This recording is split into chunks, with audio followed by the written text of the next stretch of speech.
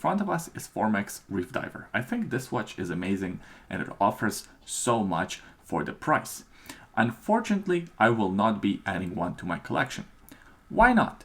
Well, I'll answer that question later, but first let me tell you why this watch is so amazing. By the way, I borrowed this watch for review from a Canadian Formex AD called Russell Jewelers. Check them out, the link will be in the description. Now here are a few basic specs on the watch. It has a case diameter of 42 millimeters, it's about 48 millimeters from one lug to another. It has a lug opening of 22 millimeters and it's only 11.4 millimeters thick. The case is made out of stainless steel, the crystal is made out of sapphire, it has a ceramic bezel insert, although this watch is also available with a stainless steel bezel insert. The water resistance is 300 meters, the movement is Sellita SW300, and the price of the watch is $1,790, so under $1,800. That's not exactly cheap, but what you're getting at this price is seriously impressive. It might be one of the best value for money diver watches on the market right now. First of all, the finishes. Satin finish throughout the whole case with some high polish highlights. Sometimes companies in this price point would have great case finishes, but they would skip out a bit on the finishes on the bracelet because finishing the bracelet to a higher standard is expensive. Not the case here. The bracelet is finished to the same high standard as the rest of the case. It's all satin finish except for some highlights, some chamfered edges on the edge of the links. It's your standard 2-link full articulating bracelet with plenty of clearance for the airflow and for your hairs not to get caught in it. Bracelet feels solid and substantial and it matches the overall look of the watch. The first link integrates into the case really well. There is absolutely no gap, something that's rare for the watches in this price category. Sometimes these little details or the lack of can give away the price of the watch. Happy to say this one feels more expensive. And there is more. You have a quick release on this bracelet, which makes changing this bracelet for a rubber strap or something like that super easy. There is a button that you press at the back of the first link. Press that and the bracelet just comes off. Super easy. The other feature of the bracelet is the quick extension on the clasp. We've seen similar systems on many other watches. The most famous example is Rolex Submariner with their glide lock system.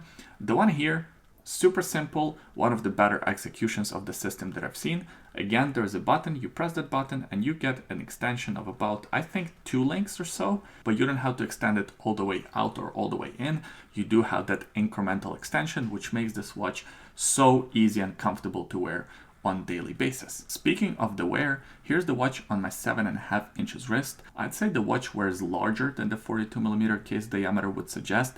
I say this one wears closer to 43 millimeters because it has these ears or the lugs symmetrically on both sides of the case. It gives case nice symmetry, but it also makes the case appear larger on the wrist. The lug to lug distance is not too bad, 48 millimeters. So I guess if you have a smaller wrist, you could technically pull it off, although I wouldn't recommend it. I would recommend this watch to people with medium to larger size wrists because it does have a pretty substantial wrist presence. And the overall wear of the watch reminds me quite a bit of Oris Aquas. It's not as massive and top heavy as Oris Aquas was, but something about it just reminds me of my Oris Aquas that I had for a few years. One of the main reasons why this watch wears much better than my old Oris did and why it wears better than a lot of other watches on the market is because of excellent weight distribution and the overall thinness of the watch. There is pretty much no case back protrusion, which makes the watch sit nice and flat on the wrist. It sits very close to the wrist, hugging the wrist in all the right places. The case back is still screwed down, helping with 300 meters of water resistance. Also, what helps with water resistance is the screw down crown at the 3 o'clock position. It's a signed crown with the Formex logo. The crown is big and easy to operate. This model is offered in a variety of different colored dials, blue dial and green dial variants being my personal favorites.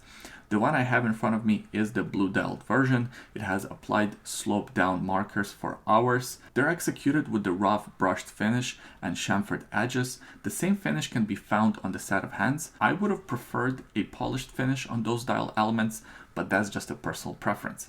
Another personal preference is a date window at the 6 o'clock position. It works well with this design. I know some of you guys prefer a date at the 3 o'clock position. I go on a case-by-case basis. In this case, the 6 o'clock date works really well, and the date wheel color matches the color of the dial. I love when watch companies do that.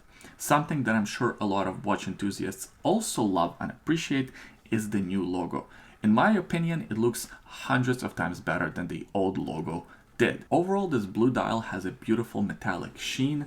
It has both gradient as well as sunburst effects present, thus making this watch beautiful to look at outdoors as well as indoors. The lume on the watch is great also. Here's a lume shot for your reference. Formex Reef used to have a 60-click unidirectional bezel. That all changed, I think, in 2021.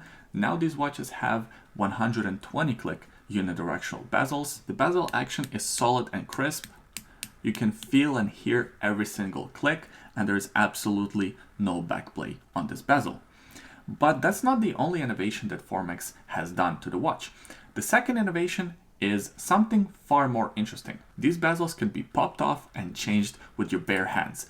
No tools necessary. You don't even have to take the watch off your wrist. You simply pry it with your fingernails, pop the bezel off, get a different bezel, pop it in, and now you have a watch that looks completely different. It's funny how a simple bezel change can change the overall look of the watch. It's an awesome feature that a lot of watch enthusiasts I know will appreciate. I should mention that there is a negative that comes to mind with the system. Since the bezel is so easy to pop off, you could technically pop it off by accident, thus losing the bezel insert. But at the same time, it's going to cost you $160 to replace the bezel, so it's not a huge loss, and I think the overall advantages outweigh disadvantages in this case. The last thing I want to mention about this bezel insert, in low light conditions, it's not the easiest bezel to read. It kind of reminds me of Rolex Yachtmaster bezels. Is it just me, or do you also think that this kind of looks like that Yachtmaster bezel insert? These Formex watches are powered by the chronometer spec Sellita SW300 automatic movement. The watch even comes with a COSC certificate that shows you all the testing that has been done on this movement. Not bad for a watch under $1,800. My Breitling Avenger that costs pretty much twice as much as this watch comes with pretty much the same movement. One thing that I noticed about this movement specifically, the rotor noise for some reason is quite loud. Have a listen. Sellita movements aren't known to make a lot of rotor noise, so I'm not sure if it's an issue with my specific example or if it's an ongoing quote-unquote issue with other reef divers. Let me know in the comment section below if you have one of these watches and if you have a loud rotor. Overall, this watch is great. It offers fantastic value for money, and it offers some features that I haven't even seen in much higher priced watches. So why am I, Oleg, not adding one to my collection? For me, it all comes down to the design. It's all very personal and very subjective, and there's nothing specifically wrong with this watch. There's not one element of the watch that I don't like and I can point my finger to. It's just for some reason the overall package, design-wise, doesn't appeal to me personally. This watch kind of reminds me of Oris Aquas. It also has a little bit of Patek Philippe Nautilus about it, with the symmetrical guards on each side of the case. Whatever it is about this design, I can't explain it. It's just not for me. It's one of those cases where the watch is fantastic, it's just not for me right now. But what do you guys think? Do you like the design? Do you like this watch? Leave your comments in the comment section below. Let me know what you think. Also give this video a thumbs up if you enjoyed it, and subscribe to the YouTube channel. We release new videos every week. I certainly appreciate you watching this video all the way until the end. Hopefully you enjoyed it. Hopefully you had fun, and I will see you guys next time. Bye. When you already have a stick, but the stick you find for some reason is more attractive. Nope, not more attractive.